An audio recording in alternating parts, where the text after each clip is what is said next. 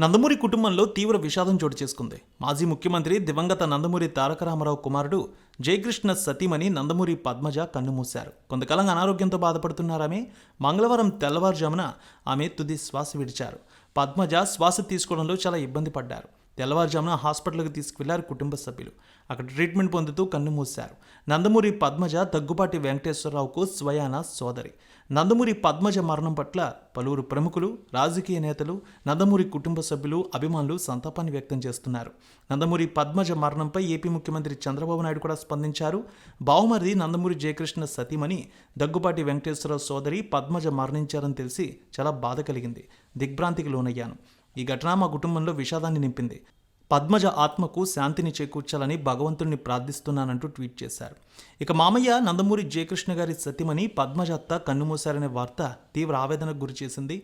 మా కుటుంబానికి అన్ని వేళలా అండగా నిలిచే పద్మజ అత్త ఆకస్మిక మృతి మా కుటుంబానికి తీరని లోటు. ఆమె ఆత్మకు శాంతి చేకూరాలని భగవంతుడిని ప్రార్థిస్తున్నానంటూ మంత్రి నారా లోకేష్ కూడా ట్వీట్ చేశారు. పద్మజ మరణ వార్త తెలియడంతో ఏపీ ముఖ్యమంత్రి చంద్రబాబు అమరావతిలో కార్యక్రమాలు ముగించుకున్నారు. హైదరాబాద్ బయలుదేరి వెళ్లనున్నారు ఆయన. ఇక రాజమహేంద్రవరం ఎంపీ దగ్గుబాటి పురంధేశ్వరి ఢిల్లీ నుంచి మధ్యాహ్నం హైదరాబాద్కు రానున్నారు. మంత్రి నారా లోకేష్ కూడా ఢిల్లీ పర్యటనలో ఉన్నారు. ఆయన కూడా హైదరాబాద్కు చేరుకోనున్నారు. నందమూరి కుటుంబ సభ్యులందరూ కూడా ఇప్పటికే హైదరాబాద్ బయలుదేరి వస్తూ ఉన్నారు. విదేశాల్లో ఉన్న కుటుంబ సభ్యులు కూడా వస్తున్నారు. పద్మజ మరణంతో నందమూరి కుటుంబం తీవ్ర విషాదంలో ఉంది. నందమూరి జయకృష్ణ పద్మజల కుమారుడు నందమూరి చైతన్య కృష్ణ. ఆయన కూడా హీరోగానే పరిచయం అయ్యారు.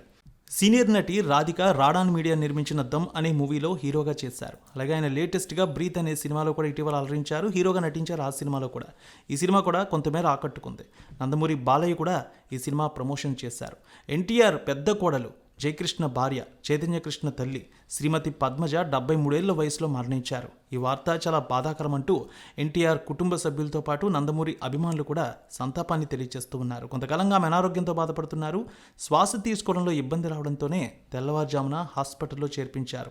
హాస్పిటల్లో ట్రీట్మెంట్ పొందుతూ తెల్లవారుజామున ఆమె మరణించినట్టు డాక్టర్లు ప్రకటించారు. ఆమె భౌతికాయాన్ని నివాసానికి తీసుకువచ్చారు. అంత్యక్రియలకు సంబంధించి ఏర్పాట్లు చేస్తున్నారు. ఒక్కొక్కరుగా కుటుంబ సభ్యులు చేరుకుంటున్నారు నివాసానికి.